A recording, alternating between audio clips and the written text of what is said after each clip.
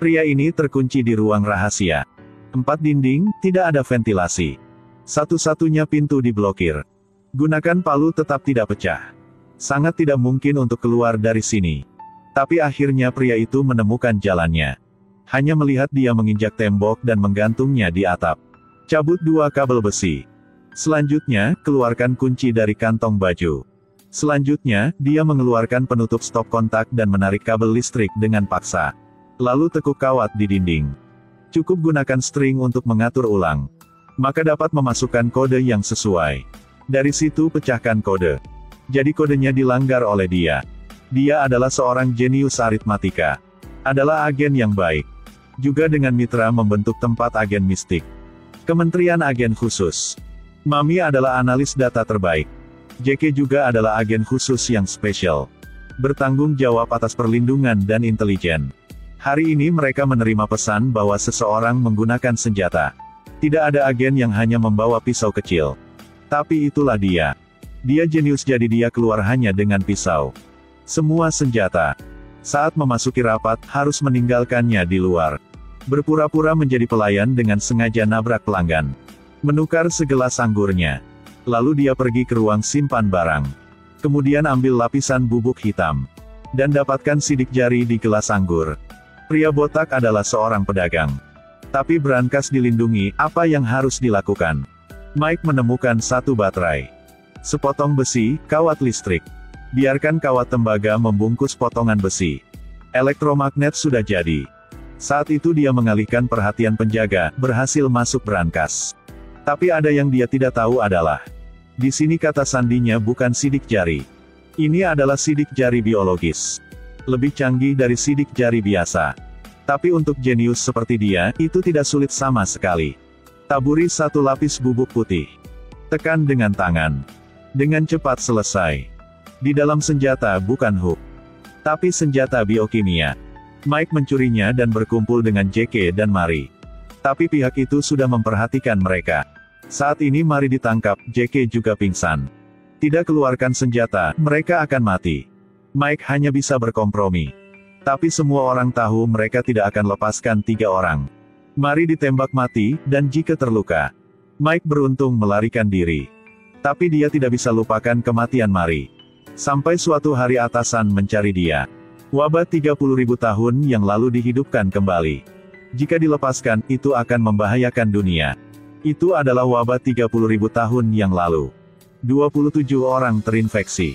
Hanya 10 menit semua sudah mati. Ini adalah virus yang dicuri belum lama ini.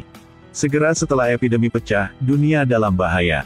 Karena untuk menemukan orang-orang itu, Mike beralih ke jenius peretas. Dengan itu, berhasil menemukan lokasi orang itu. Tunggu mereka mencari, Mike juga terkejut. Dia melihat Mari. Ternyata semua itu dibuat oleh Mari. Di belakang dia memiliki organisasi yang lebih besar. Sekelompok orang mengejar, pesawat mulai terbang. Mike tidak peduli bergegas ke situ. Dia bisa mengejarnya. Ini benar-benar gila. Pesawat akan lepas landas sekarang. Mike bisa berpegangan pada pesawat dan terbang ke langit. Lalu Mike mengeluarkan pisau kecil. Memotong jalur penerbangan pesawat. Melihat pesawatnya bermasalah, pilot harus kembali ke bandara untuk memperbaikinya. Dia turun dari pesawat. Mereka masuk ke dalam berhasil tangkap Mari. Mike merasakan ada yang salah. Itu adalah wabah 30.000 tahun. Tidak punya banyak waktu lagi. Tiba-tiba Mike mengingatkan nickname punya Mari adalah Blair. Tiba-tiba teringat lokasi epidemi. Itu adalah Jinshan. Karena dia sejak tahun 1970. Membuat puisi yang berhubungan dengan tempat ini. Dengan cepat mereka menemukan target. Helikopter mendekati, Mike melompat ke bawah. Virus ada di sini. Diikat dengan sebuah bom. Orang-orang ini ingin bom meledak ke udara. Virus akan menyebar kemana-mana. Mike ingin mencoba menjinakkan bom. Dia adalah jenius. Potong kabel telah aktifkan bomnya. Bom tidak bisa dibongkar. Mike hanya dapat mengambil baki isi virus keluar. Tapi kecepatan mobil terlalu cepat. Jika melompat ke bawah, botolnya akan pecah. Hanya sisa 30 detik lagi, dia memotong kain dari truk ini. Membuat parasut. Ketika dia terbang keluar, mobilnya juga meledak. Mereka berhasil menyelamatkan banyak nyawa orang. Ketika Mari keluar dari penjara dengan secara resmi ikuti mereka. Tim ini punya nama baru. Phoenix. Setelah lolos dari satu bahaya, ada bahaya lain. Ketika dia membawa Mari kembali, tiba-tiba menghilang. Tidak lama setelah pembunuh keempat muncul. Dia seorang pembunuh terkenal. Dia tidak pernah gagal membunuh orang. Tidak ada yang tahu muka aslinya. Dia punya nama panggilannya, 218. FBI menerima kabar bahwa 218 telah menerima misi. Tapi mereka tidak tahu siapa penyewanya. Bahkan tidak tahu siapa targetnya dia. Misi ini diberi ke tim Phoenix.